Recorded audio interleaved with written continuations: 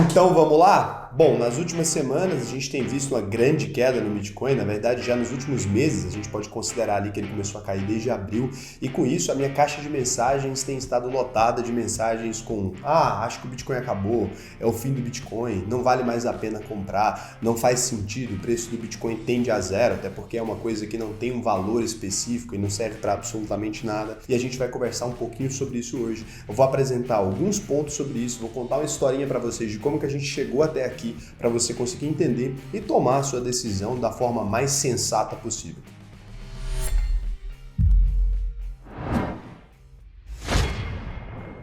Então, em 2021, a gente viu o Bitcoin bater 353 mil reais, superando todos os seus recordes anteriores, né? Além disso, a gente também viu a transformação do tipo de investidor do Bitcoin. Antes, quando a gente começou a falar sobre Bitcoin aqui, já existia, desde 2019, uma tendência de algumas pessoas do mercado financeiro começarem a falar sobre esse ativo. Mas o Bitcoin ele vem lá do comecinho ali. Em 2012, era uma coisa bem para nerds, assim. Quando eu comecei a conhecer o Bitcoin, eu conheci em alguns fóruns de programação, porque os programadores eles têm uma ideia de liberdade um pouco maior. Os programadores gostam da tal da liberdade econômica, né?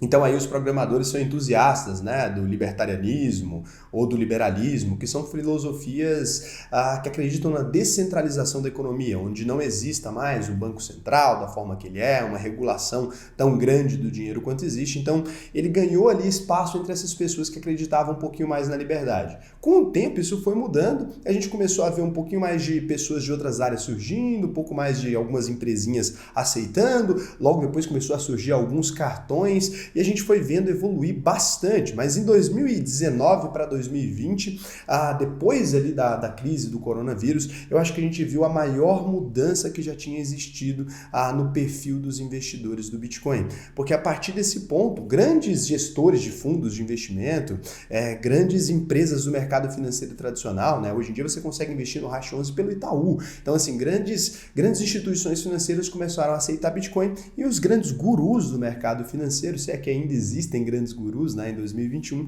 começaram a falar que o risco do Bitcoin ali era o sucesso. Como disse Ray Dalio, né, o autor do livro Princípios, um dos caras mais fodas do mercado, gestor de um grande fundo. A gente também viu a Tesla investir ali em 9 de fevereiro de 2021, 1,5 bilhão de dólares ali em Bitcoin e mostrou como que ela pretendia aceitar aquilo como pagamento na Tesla. Claro que logo depois essa situação mudou, a gente já vai chegar nisso. Em 30 de março de 2021, na onda dos investidores institucionais, a gente viu também a PayPal começar a aceitar pagamentos em Bitcoin nos Estados Unidos. Então foi uma loucura, assim, porque a PayPal é uma das maiores intermediadoras financeiras do planeta. Então foi uma coisa muito doida. Diante dessa maior aceitação, né, do Bitcoin, o previsível aconteceu. O Bitcoin ali então subiu 184 mil em valor, né? Seria mais ou menos 122% num prazo ali de 31 de dezembro de 2020 a 5 de abril de 2021. E detalhe que ele já vinha de uma subida no final de 2020, então foi um rush bem grande mesmo e o clima era de festa, né? As pessoas começaram a acreditar então que o Bitcoin subiria para sempre. Quem não conhecia o Bitcoin ou quem não respeitava o Bitcoin, vendo tanta gente grande de mercado falando que ele era uma grande alternativa, que ele era o futuro e tudo mais, começou a comprar Bitcoin, muito movido também por uma ganância ou por aquela percepção de que ele ia subir para sempre, e algumas pessoas do mercado, vendo uma grande liquidez, né, no mercado também, ou seja, a bolsa subindo, tudo subindo, pensaram, cara, o Bitcoin pode ser uma boa alternativa ao ouro como reserva de valor, né? Não simplesmente deixar de ter ouro, mas também acrescentar Bitcoin no portfólio ali, pensando em fugir um pouco dessa inflação e desse período de grande injeção de dinheiro na economia. Até aí estava tudo bem, então o Bitcoin bate esse 353 mil reais ali e a gente vê essa grande evolução. Só que quando a gente vê uma grande evolução, uma subida rápida dessa, a gente também tem, como o Bitcoin é um ativo por essência muito volátil, que quer dizer que ele tem grandes picos de euforia, depois grandes picos de depressão ali, ele é sensível a qualquer tipo de notícia. E o Elon Musk, que é um dos homens mais ricos do mundo, dependendo do dia que você está vendo o vídeo, ele é o mais rico, dependendo do dia ele não é mais, porque esse ano tá numa subida louca, né? Então não dá pra gente saber muito bem. Tá um samba das cadeiras do homem mais rico do mundo. não é mais tão estável quanto nos tempos de Bill Gates, né? Então o Elon Musk ele diz que a Tesla não vai mais aceitar Bitcoin e a moeda despenca. O Elon Musk ele falou isso baseado no fato de que o Bitcoin tem um grande gasto energético. A Tesla é uma empresa comprometida com alguns indicadores ali, né, do meio ambiente, do ESG, que é uma sigla que a gente fala aí para essas questões, não vou abranger muito isso, para essas questões ali do meio ambiente. Então, como ela é uma empresa que se propõe a produzir carros elétricos para diminuir o impacto do petróleo na atmosfera e tal, entendeu-se ali que o Elon Musk estava sendo meio incoerente, porque se ele tem de um lado, né, essa questão toda, e ele bate muito nessas indústrias, aí ele tá usando ali de repente uma moeda que também tem um gasto energético muito grande de energia suja ali, teoricamente não adiantava nada. E aí, para atender a essa expectativa disso, ele teve que parar de aceitar bitcoins e falou que volta a aceitar bitcoins caso ali o Bitcoin bata 50% de energia limpa, né? Então isso aí começou a puxar alguma coisa de queda ali, puxou forte a queda, porque o Elon Musk ele tinha feito uma alta também com os tweets dele, ele foi acusado um pouquinho de manipulação de mercado, porque não é como se ele não soubesse que o Bitcoin tem um grande gasto energético, o cara é um gênio, né, bilionário, não falta informação por Elon Musk, né, pelo menos é assim que eu entendo, acho que ele sabia sim, e realmente ele quis dar uma brincada ali no mercado, até porque a Tesla, se a gente olhar hoje, ela lucrou mais na história dela com o Bitcoin do que vendendo carro mesmo, então foi um bom ativo para ele, foi interessante esse movimento, e aí ele começou a puxar uma queda então, e inclusive ele deu essas notícias de maneira espaçada, né, em um momento ele deu a notícia de que não aceitaria mais, esperou cair, e agora, mais recente, falou, não, a gente se bater 50% de energia limpa, a gente volta a aceitar, e aí teve uma subidinha de novo. Só que assim, aí quando o Elon Musk deu essa agredida no Bitcoin, começaram outras pessoas a também dar uma agredida no Bitcoin ali, que já estavam cutucando ali, isso começou a ganhar mais força. O Nassim Taleb, autor do livro Antifrágil, o Cisne Negro, um cara referência de mercado, não estou aqui para falar mal dele, o cara é muito bom, né? Inclusive recomendo que você leia os livros dele, eu acho que Antifrágil foi um dos melhores livros sobre finanças de modo geral que eu já li, no sentido qualidade da leitura, é muito agradável de ler, ele usa exemplos mitológicos e tal, ele é um grande comunicador. Ele disse que o Bitcoin falhou como moeda e virou um Ponzi, esquema Ponzi é pirâmide especulativo, né? Não faz sentido nenhum o que ele disse, sendo bem honesto, né?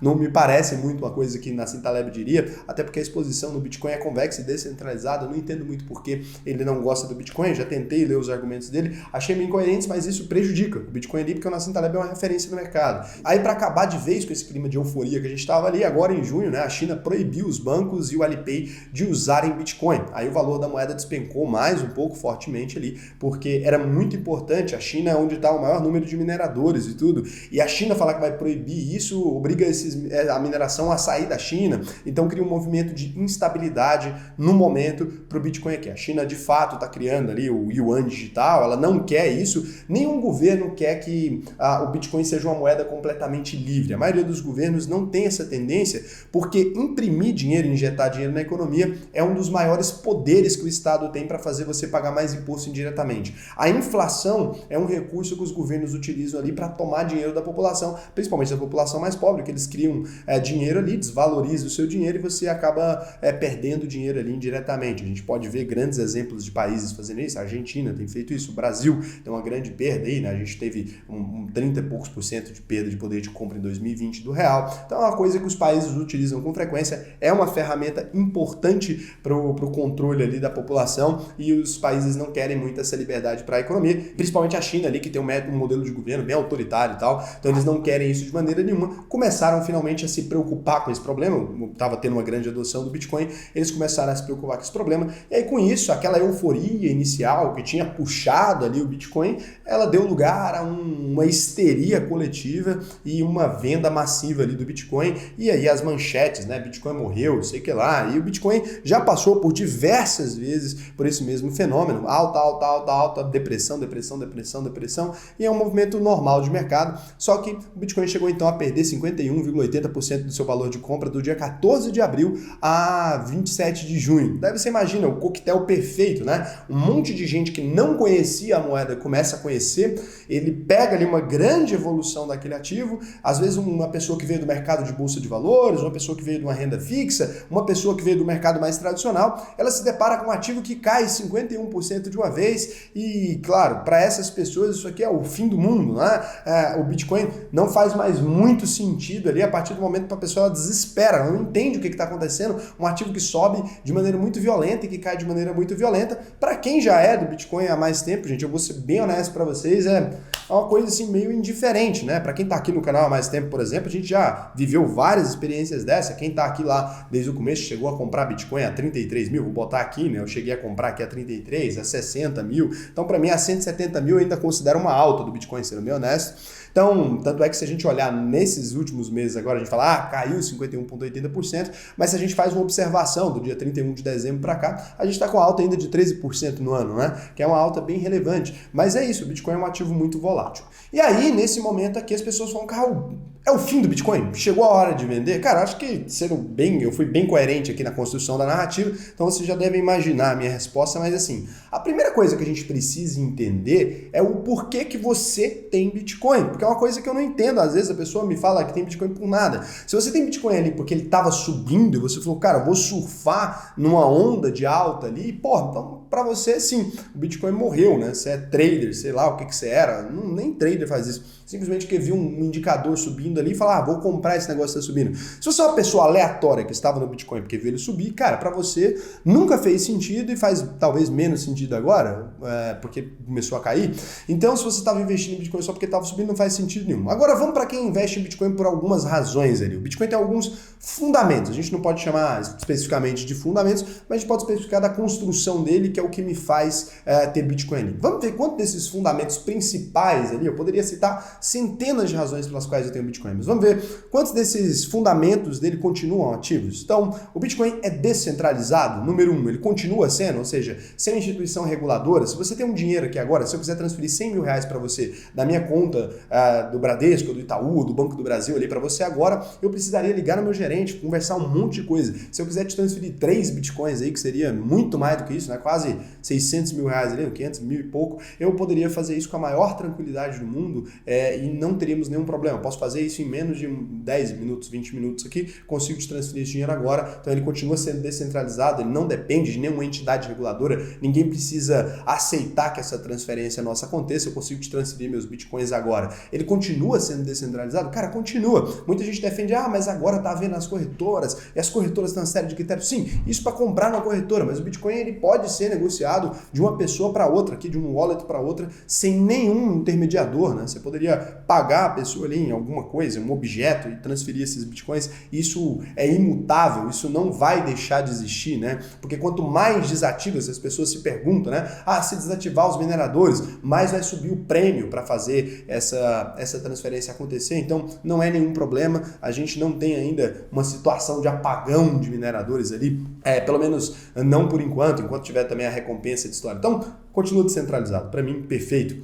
Ele não pode ser criado, ele continua deflacionário. Toda moeda estatal, que a gente chama de moeda fiduciária, elas são moedas que o governo pode injetar na economia e fazer você perder dinheiro. O Bitcoin ele continua sendo uma moeda deflacionária? Continua e nunca vai deixar de ser. Ele tem um limite ali de 21 milhões de Bitcoins que vão existir no mundo e por isso a tendência do Bitcoin, né, natural, é que como vai ter uma quantidade específica e cada vez tem mais pessoas querendo Bitcoins, a tendência dele é que ele aumente de preço. Ele continua sendo deflacionário, é inalterável isso daqui nele, ele continua sendo sem fronteiras. Para mim é muito importante, posso transferir dinheiro daqui para Venezuela, se eu quiser. Lá tem gente que aceita Bitcoin já, posso transferir daqui para o Japão, posso transferir para qualquer lugar, sem ninguém poder me impedir disso, né? Um dinheiro completamente sem fronteiras, não tenho que fazer câmbio, não tenho que fazer nada, só transferir daqui para qualquer lugar, é o mesmo Bitcoin no mundo inteiro, continua sendo. Estou falando aqui pouquíssimas das vantagens, tá? O que me vem na cabeça, assim. Então, quarto, não existem disputas, não existem processos envolvendo uma transação em Bitcoin. Se eu te ofereci, né, um Bitcoin para dar uma mãozada na sua cara que seja, você não pode pegar esse Bitcoin de volta mais. Se eu te transferir, né, para dar uma mãozada na sua cara ali, eu não posso mais pegar de volta. Não tem arrependimento, não existe um processo judicial que me faça devolver esse Bitcoin ali se eu não quiser. As chaves estão no seu poder, você é o seu próprio banco, você tem o seu próprio controle. E é por isso que eu falo que essas vantagens do Bitcoin ali estão todas associadas ao fato de você ser o seu próprio banco, né? Nunca compre Bitcoin ali e mantenha dentro dentro de uma corretora, nunca compre Bitcoin, mantenha dentro do exchange, transfira sempre para você, não invista por fundos todo o seu dinheiro do Bitcoin, porque essas vantagens aqui da descentralização e de você ser o seu próprio banco é o grande poder relacionado ao Bitcoin, é o grande motivo pelo qual eu tenho, é você estar ali protegido desse tipo de coisa e das tiranias ali, de certo modo, né, dos governos que a gente sabe que não dá para confiar.